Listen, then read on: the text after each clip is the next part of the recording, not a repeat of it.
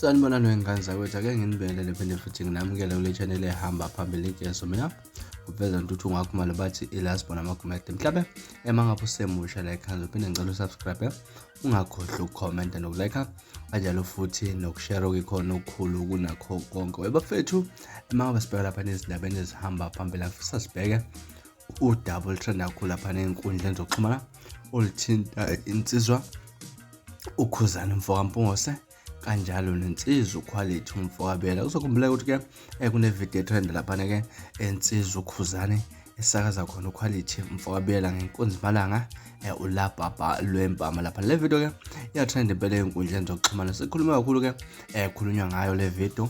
Abanye bathi ayichalana ngathi kudlalwa ngathi impela engathi kuya engathi kuya actualana ke mhlambe bazifunela itrend ngohlobo nje oluseceleni lapha la. Sokuphuma ke statement lapha ngokuke ngokwelinye lamaphephandaba khona la neKZN ilanga lapha ke kunephephandaba elizophuma kusasa ngicatha ucaba ligcwele esolithola khona kusasa. Kuthiwa ke uKhuzani useyivulele icala insizwa ayishaye ngequpha lapha ke. Kuthiwa ke Khuzani usevulele uQuality icala lapha ke ubhale nokuthi ke noQuality bela uthi kunenduku ayithukisele indlamlenza. Sazi ke noma nayo uQuality nayo usevula icala okanye mhlambe unenye indlela mhlambe azokwenza ngayo mhlambe ukuziphindiselela kuKhuzani umfokampungose. Wengane zakwethu zinjalo izindaba kodwa ke sibheke kakhulu lapha nephephandabeni